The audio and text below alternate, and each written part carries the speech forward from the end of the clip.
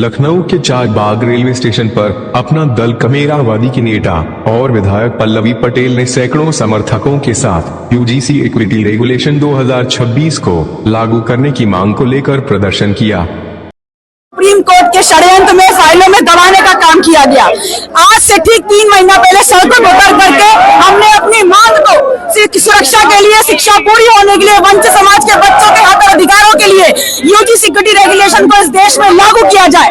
3 महीने का अंतराल देने के बावजूद हमने ये प्रयास किया कि उत्तर प्रदेश के हर सूबे, हर विधानसभा, हर गाँव में जाकर के लोगों को बताने का काम करे कि यूजीसी इक्विटी रेगुलेशन कैसे जरूरी है। और आज पुनः इस देश की सरकार के, इस देश के प्रधान सेवक से, उत्तर प्रदेश की सरकार से, न्यायपालिका से जवाब मांगने आए हैं। मामला तो सुप्रीम कोर्ट में है मैम। मामला सुप्रीम कोर्ट में है तो सुप्रीम कोर्ट तक सही और वंचित लोगों की आवाज ही पहुंचनी चाहिए और आवाज पहुंचाकर लगातार ये काम करने का काम कर रहे हैं कि सबसे बड़ा इस देश का वंचित वर्ग, उसकी शिक्षा, उसकी जिंदगी की गारंटी देने के लिए यूजीसी इक्विटी रेगुलेशन को लागू होना चाहिए। समाज लगातार इसका विरोध भी कर रहा है। देखिए, जो विरोध कर रहे हैं वो विरोध करे, हम उसके समर्थन में उतरे हैं। हमें यूजीसी इक्विटी रेगुलेशन इस यूनिवर्सिटी में, इस देश के तमाम शिक्षण संस्थानों में लागू होना चाहिए और अविलंब लागू होना चाहिए। इस मांग के साथ सड़कों पे उतरे हैं। देखिए, सरकार बहुत चतुर और चालाक है। मैंने हमेशा कहा है कि चाहे केंद्र की सरकार हो, चाहे प्रदेश की सरकार, भारतीय जनता पार्टी सियारों की पार्टी है।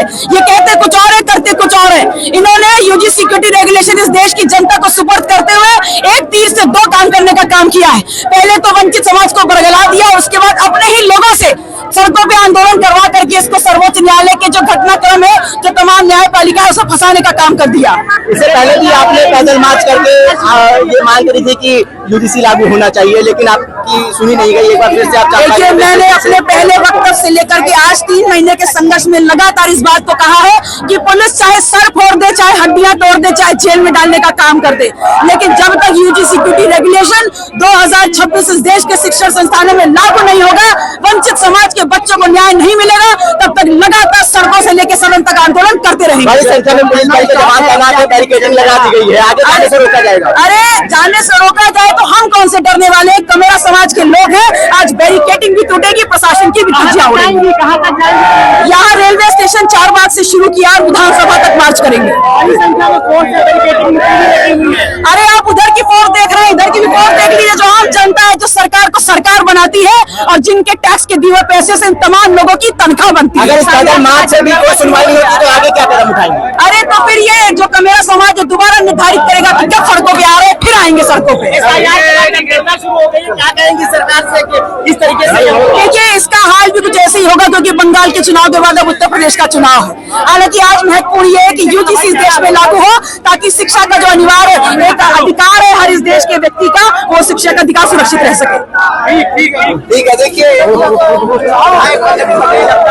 शिक्षण संस्थाओं में जो ओबीसी, एससी, एसटी का जो दमन हो रहा है, तो उसके लिए हम लोग मतलब रोडों पर हैं और इसके लिए हर हालत में लागू होना चाहिए। इससे जो है बहुत से जो विद्यार्थी जो है, जिनकी रैंकिंग वगैरह जो हो रही है, जिससे बहुत से विद्यार्थियों की हत्याएं भी हो गई हैं, जिनकी जानें चली गई हैं।